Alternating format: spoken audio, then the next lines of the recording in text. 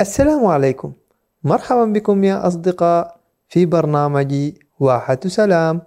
هذا البرنامج المنوع الذي يأتي من أجلكم أنتم أيها الأصدقاء الصغار، ومعي مجموعة من أصدقائي سيكونون معكم في الفقرات المختلفة والمتنوعة، فتابعونا.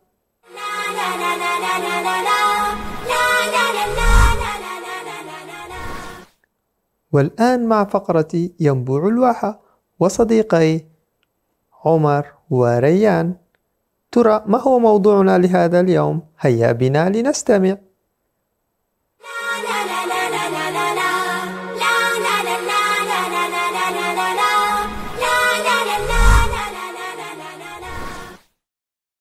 أهلا وسهلا بكم يا أصدقاء مع فقرة ينبوع الواحة.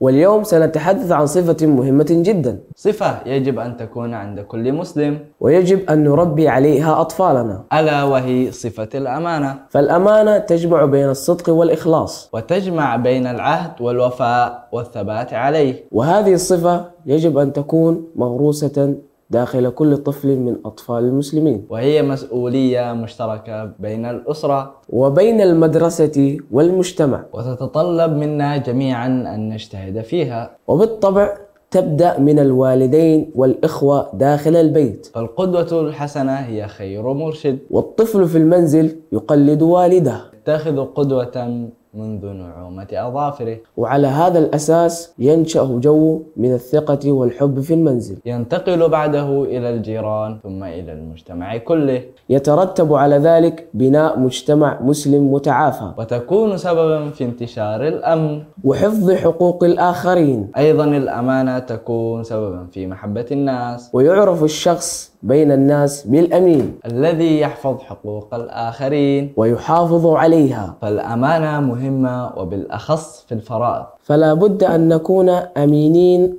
مع العبادات التي فرضها الله سبحانه وتعالى لنا، مثل المحافظة على الصلاة في وقتها والصيام، والأمانة في الأموال وحقوق الآخرين، وحتى الأمانة في حفظ الأسرار وكتمانها. فلو أمنني صديقي لأي سر يجب أن أحافظ عليه. هكذا يا أصدقاء، كان هذا موضوعنا لهذه الحلقة من فقرتكم المفيدة ينبوع الواحة، على أمل أن نلقاكم في حلقة قادمة وموضوع جديد شيق ومفيد معي أنا ريان محمد وصديقكم عمر عبد العزيز. في أمان الله.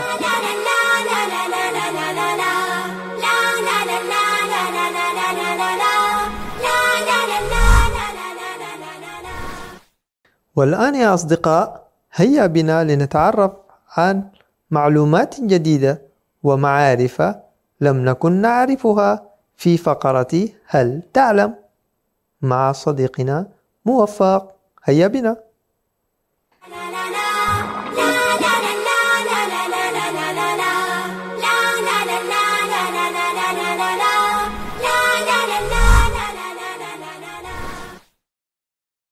السلام عليكم. هل تعلم أن عدد سكان إريتريا يتجاوز 5 مليون نسمة، ويمثل الإسلام منها 78% من السكان، كما أنه أكثر من عدد نصف السكان يتحدثون اللغة العربية، والتي تمثل لغة رسمية مع اللغة التيغرينية.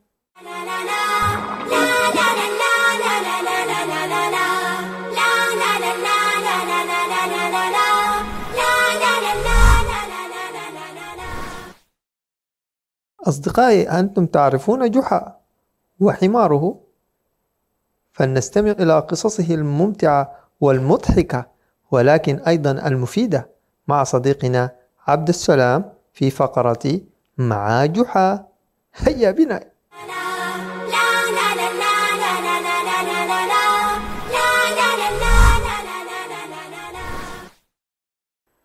السلام عليكم ورحمة الله وبركاته.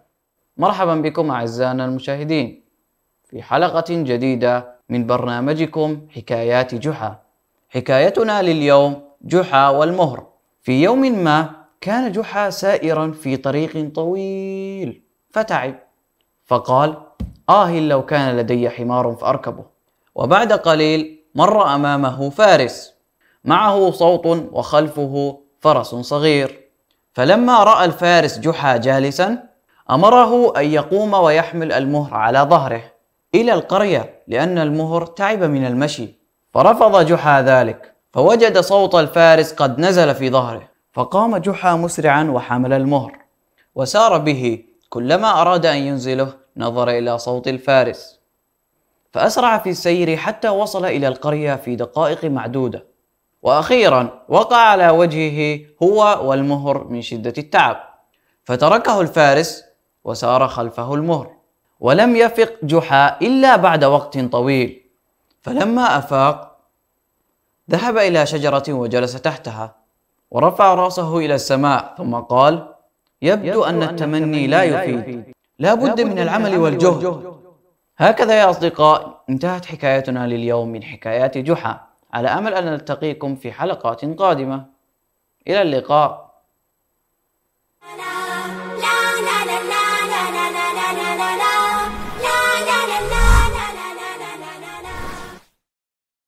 هذه الفقرة للأصدقاء الصغار، فقرة تعلم حروف اللغة العربية، وهي تعلم العربية. هيا بنا، هيا يا أصدقاء.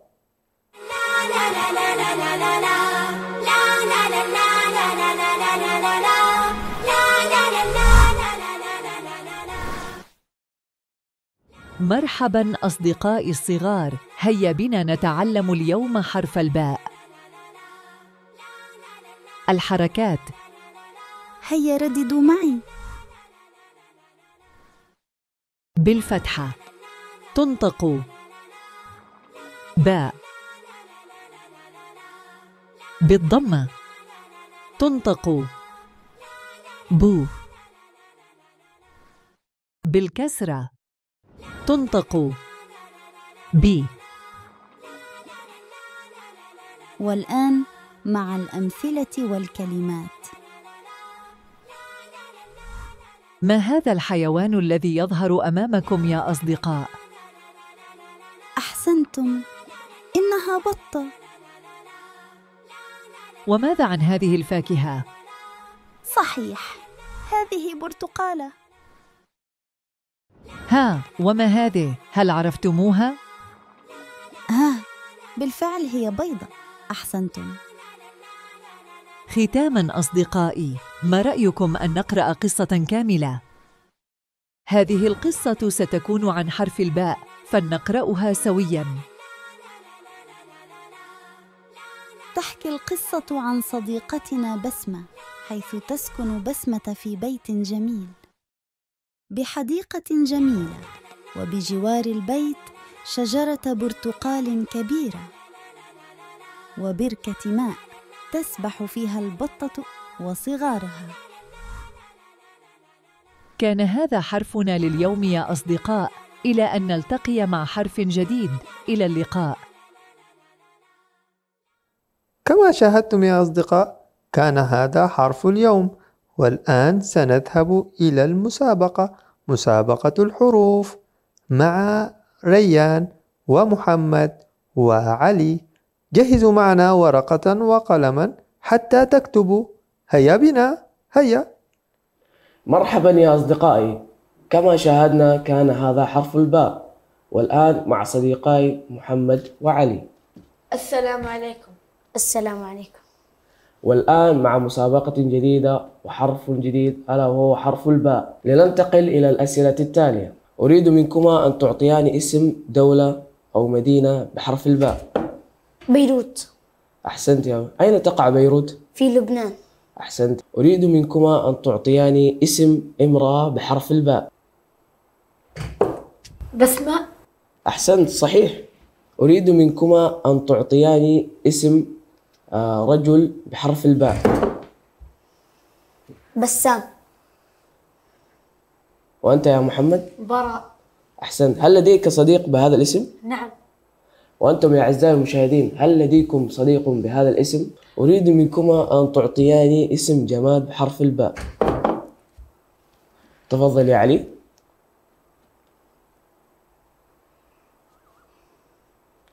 حسنا لنراها محمد، تفضل. بالباء صح؟ نعم. باب. أحسنت، باب، صحيح، إجابة صحيحة. أريد منكما أن تعطياني اسم نبات أو شجر بحرف الباء. بازليا. بازيلا، أحسنت، صحيح. وأنت يا علي؟ بنانة.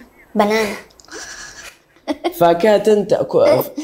بطيخ. أحسنت، صحيح، أحسنت، هذا إجابة صحيحة. وإلى هنا يا أصدقائي نلقاكم في حلقة جديدة ومسابقة جديدة وحرف جديد. إلى اللقاء. إلى اللقاء.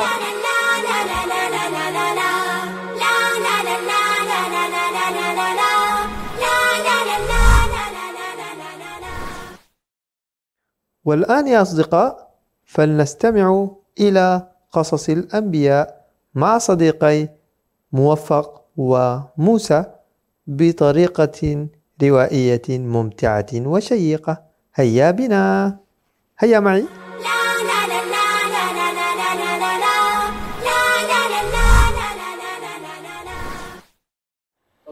السلام عليكم ورحمة الله وبركاته. مرحبا يا أصدقاء، عدنا لكم في حلقة جديدة من قصص الأنبياء، حيث توقفنا عندما ذهب سيدنا إبراهيم لكسر الأصنام، وبعدها أتى أهل القرية ليروا من الذي كسر الأصنام، من الذي أهان آلهتهم. اجتمع الناس وقالوا: ماذا نفعل؟ فقال لهم سيدنا إبراهيم: انظروا إلى الصنم الأكبر. فسأل الناس بعضهم بعضا: ما هو عقاب إبراهيم؟ وكان الجواب: حرقوه وانصروا آلهتكم. كان الجواب: حرقوه وانصروا آلهتكم. وبالفعل هذا الذي حصل، أوقدوا نارا وألقوا فيها إبراهيم. ولكن الله نصر إبراهيم وقال للنار: يا نار كوني بردا وسلاما على إبراهيم. وبالفعل كانت النار بردا وسلاما على سيدنا إبراهيم. ورأى الناس أن النار لا تضر إبراهيم. ورأى الناس أن إبراهيم مسرور، لم يصبه أي شيء من النار. واندهش الناس وانفضوا إلى منازلهم خائبين. وذات ليلة رأى إبراهيم كوكبا فقال: هذا ربي. ولما غاب الكوكب قال إبراهيم: لا، هذا ليس ربي. وبعدها رأى إبراهيم القمر فقال: هذا ربي. ولما غاب القمر قال إبراهيم: لا، هذا ليس ربي. وطلعت الشمس فقال إبراهيم: هذا ربي، هذا أكبر. ولما غابت الشمس في الليل قال إبراهيم: لا، هذا ليس ربي. إن الله حي لا يموت. إن الله باق لا يغيب. وإن الله قوي لا يغلبه أي شيء. والكوكب ضعيف يغلبه الصبح. والقمر ضعيف تغلبه الشمس. أما الشمس ضعيفة يغلبها الليل ويغلبها الغيم. فلا ينصرني الكوكب لأنه ضعيف، ولا ينصرني القمر لأنه ضعيف، ولا تنصرني الشمس لأنها أيضا ضعيفة، بل ينصرني الله، فالله حي لا يموت، الله باق لا يغيب، وقوي لا يغلبه شيء. وعرف إبراهيم أن الله هو ربه لأن الله حي لا يموت، وأن الله باق لا يغيب، فعرف إبراهيم أن الله هو رب الكوكب، وأن الله هو رب الشمس، وأن الله رب القمر، وأن الله هو رب القمر والشمس، وأن الله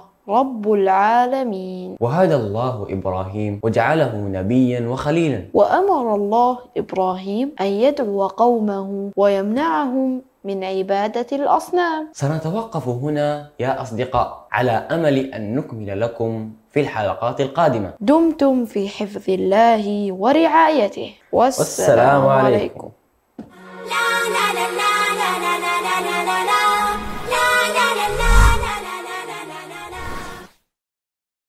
أصدقائي، ما رأيكم بأن نتعلم حكمة جديدة مع فقرة حكمة اليوم؟ والأصدقاء عبد السلام ومحمد وعلي وصديقنا عبد الوهاب. هيا بنا.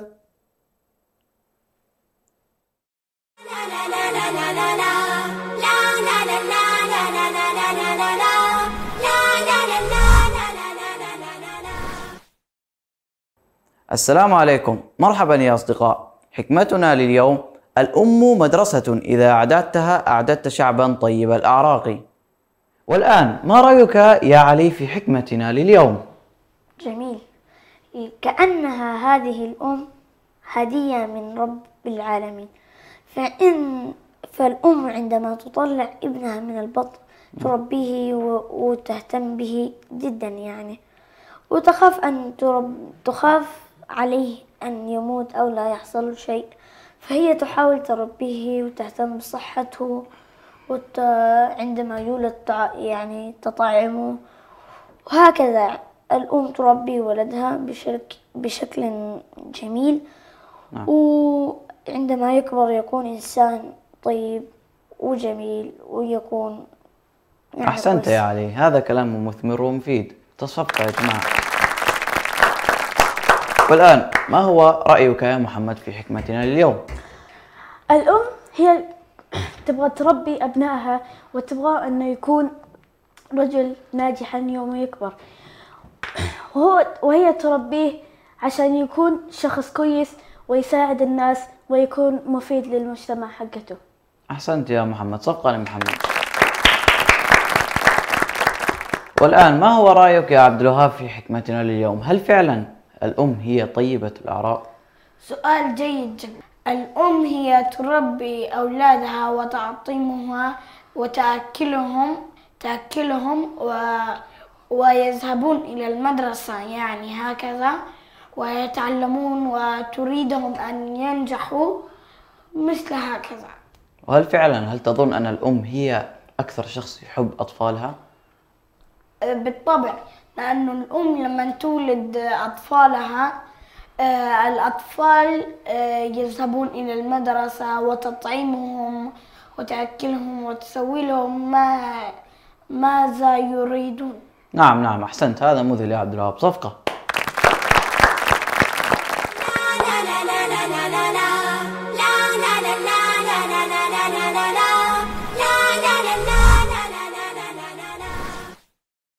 يا أصدقاء، هل تريدون أن تعرفوا عن السلطان محمد الفاتح؟ هل تريدون؟ إذن هيا بنا معا إلى قصة الواحة والتي ستتحدث عن السلطان محمد الفاتح. هيا بنا.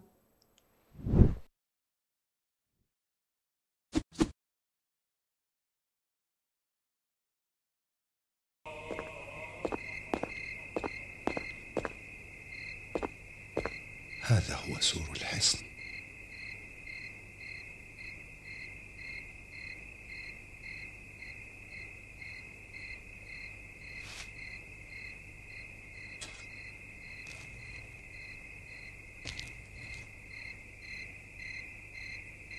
وهذه عينة من ميلاط البناء. أحدهم قادم، سأختبئ.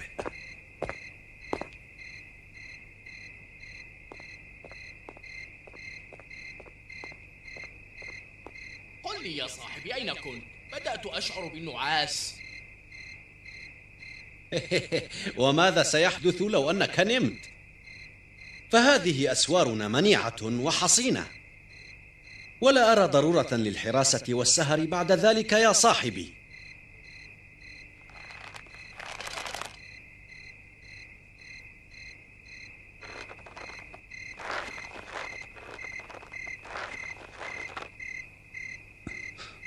الحمد لله، بقي الجزء الأخير من المهمة.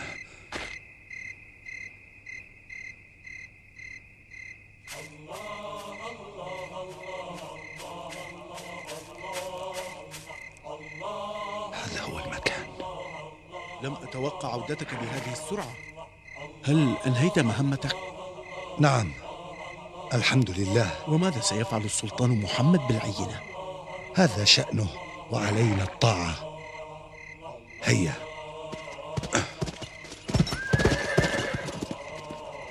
كان السلطان محمد يرسل عيونه لدراسة تحصينات القسطنطينية، ولكن الحكاية تبدأ قبل ذلك بكثير.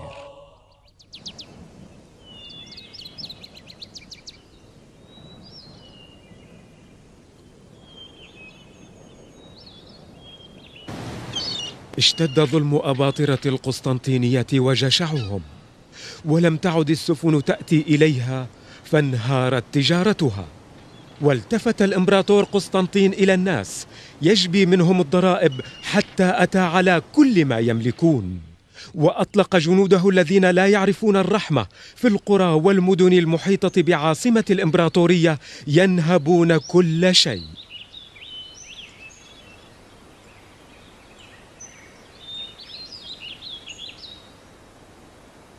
انتشر الفقراء والمتسولون في أرجاء الإمبراطورية الواسعة، وملأوا طرقاتها، وفرغت حوانيتها من المؤن والأغذية.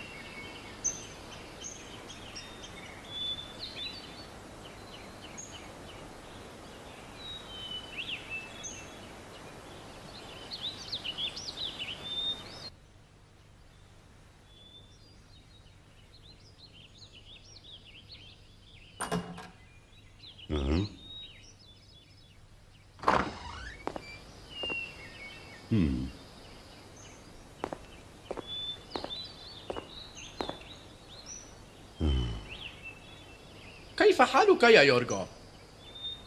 أهلا بك يا كريستو العزيز.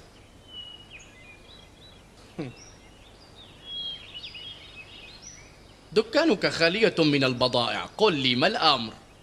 تتحدث وكأنك لا تعرف أن السفن لم تعد تحمل إلى هذه المدينة شيئا.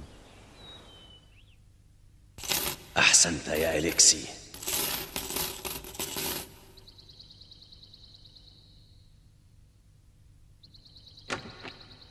اعصروهم عصرا. كنت أتوقع أن تجمعوا أكثر.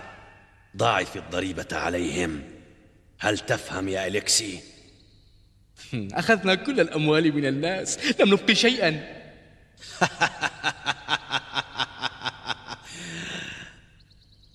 ما زالوا يخبئون الكثير. استعملوهم لبناء قصرنا العظيم، واجمعوا كل الناس غدا. الأمر صعب، إنهم ضعفاء، كيف سنتصرف؟ كنت أظنك أذكى بكثير. إن السياسة تجعلهم يشحذون همتهم.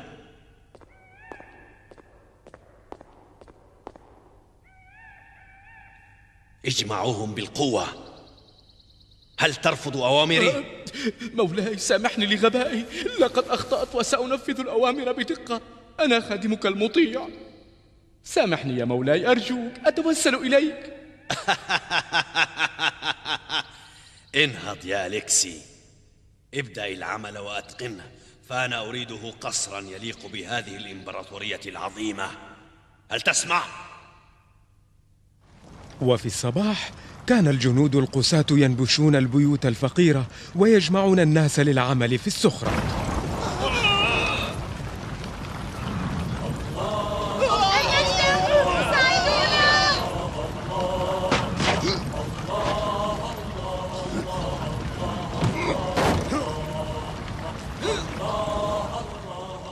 اسمعوا جيدا، عليكم دفع الضرائب وعليكم التجمع للعمل في بناء القصر. إن الإمبراطور العظيم يملككم ويملك ما تملكون أيضا، فعليكم أن تسمعوا وتطيعوا كل ما يأمركم به، وإلا أجبرناكم على ذلك بالقوة.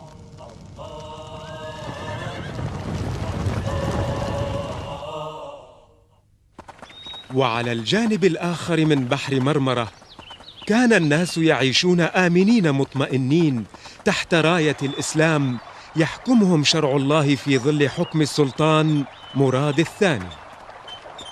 كان يشعر بما تنوء به القسطنطينية من ظلم وفساد، وكثيرا ما دعا الله عز وجل أن يعينه لرفع الظلم عن أهلها بإيصال قوة الحق والعدل إليهم ونشر الإسلام بينهم.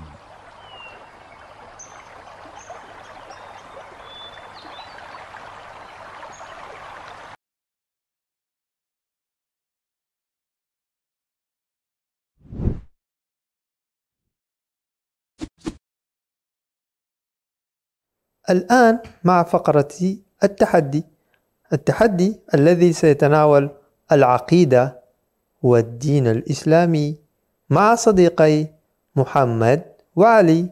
جاهزون يا أصدقاء؟ هيا بنا.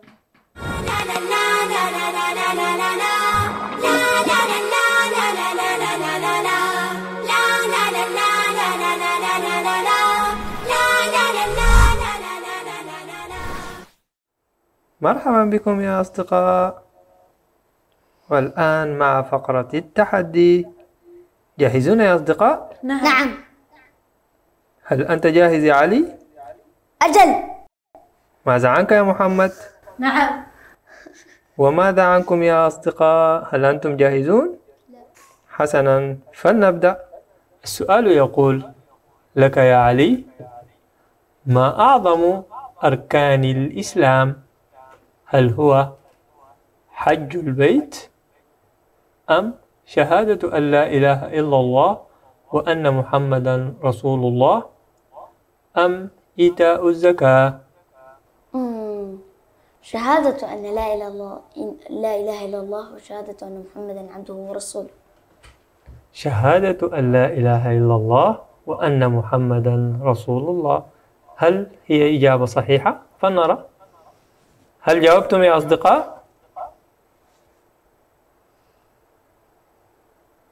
هو إجابة صحيحة يا علي، أحسنت. حسنا، والآن السؤال لصديقنا محمد. جاهز يا محمد؟ نعم. السؤال يقول: ما معنى لا إله إلا الله؟ هل هي لا رازق إلا الله، أو لا خالق إلا الله، أو لا معبود بحق إلا الله؟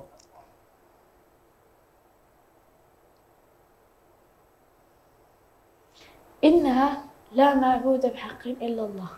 لا معبود بحق إلا الله. حسنا، فلنرى الجواب. لابد أنكم جاوبتم أيضا يا أصدقاء، فلنرى الجواب الصحيح. أحسنت يا محمد، إنها إجابة صحيحة. نعم، لقد فعلتها. أحسنت. وأنتم يا أصدقاء، هل جاوبتم الجواب الصحيح؟ أحسنتم. الآن ننتقل إلى السؤال الثالث، والذي يقول: سيكون السؤال لك يا علي. هل أنت جاهز؟ جاهز. حسنا. ما معنى الله ربنا؟ هل معناها خالقنا ورازقنا وحده، أم معبودنا وحده، أم لا يخلق؟ خالقنا ورازقنا وحده. هل أنت متأكد؟ أجل. حسنا، سنرى.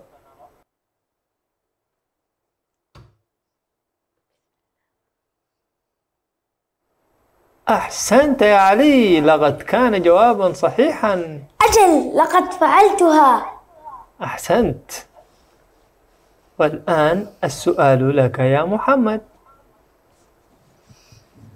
ما معنى الله إلهنا؟ هل هو الرازق، أم خالقنا ورازقنا وحده، أو معبودنا وحده؟ ما رأيك؟ خالقنا ورازقنا وحده. خالقنا ورازقنا وحده. هل أنت متأكد؟ نعم. حسنا، سنرى الإجابة.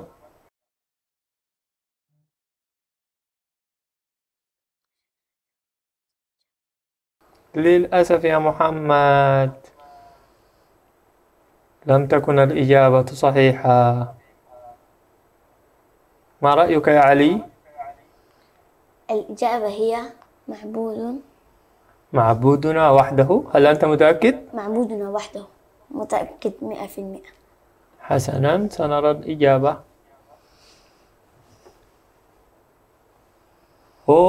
أحسنت يا علي. أجل، لقد فعلتها. نعم يا علي، أحسنت. فالله هو الذي خلقنا، ونحن نعبد الله وحده ولا نشرك به شيئا. صحيح؟ صحيح. صحيح يا محمد؟ نعم. حسنا، سننتقل إلى السؤال الرابع، والسؤال يقول: سؤال لك يا محمد: كيف عرفت الله؟ هل بأسمائه وصفاته وبمخلوقاته، أم لا نعرفه، أم بنفسه؟ ما رأيك؟ الجواب هو بأسمائه وصفاته ومخلوقاته. حسنا، بأسمائه وصفاته وبمخلوقاته، سنأخذها كإجابة. ماذا عنكم يا مشاهدين؟ أصدقائنا المشاهدين، سنرى ذلك. أوه، أحسنت يا محمد، لقد كان جوابا صحيحا. نعم، فعلتها. والآن إلى السؤال الخامس والأخير، هل أنتما جاهزان؟ نعم. جاهزان. ماذا عنكم أيها الأصدقاء خلف الشاشات؟ حسنا، إلى السؤال الذي يقول: ما هي مخلوقات الله؟ الشمس والقمر والأرض والسماء، أم الإنسان والحيوانات والنباتات، أم كل ما سبق؟ تفضل يا علي. مخلوقات الله هي الإنسان والحيوانات والنباتات. هل أنت متأكد؟ متأكد. حسنا، إلى الجواب.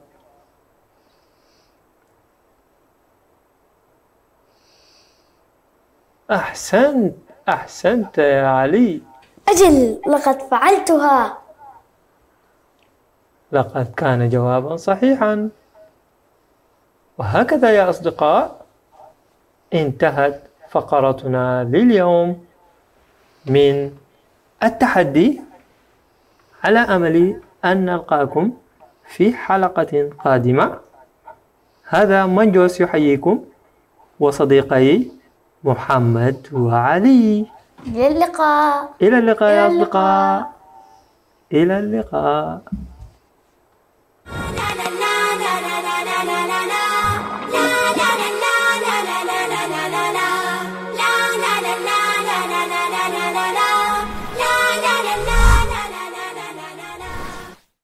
أصدقائي، هل أنتم جاهزون لحل اللغز مع فقرة لغز اليوم؟ وصديقنا عمر، هيا بنا فلنحل اللغز معا. هيا بنا، هيا.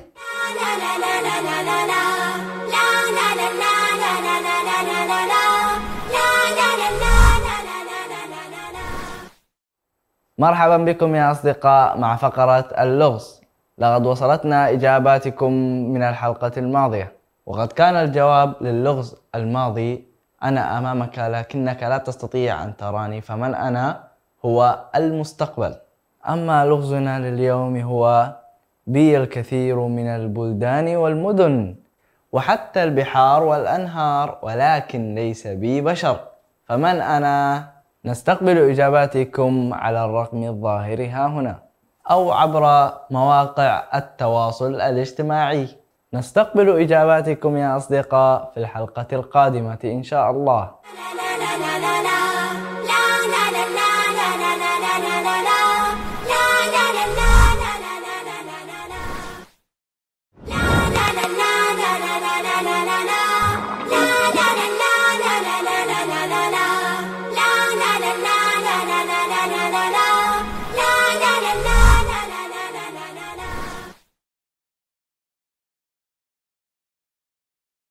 فقام مسرعا وحمل المهر. إلى اللقاء. وإذا ما أنت مشترك اشترك. الحلقة الثانية. الحلقة الثانية.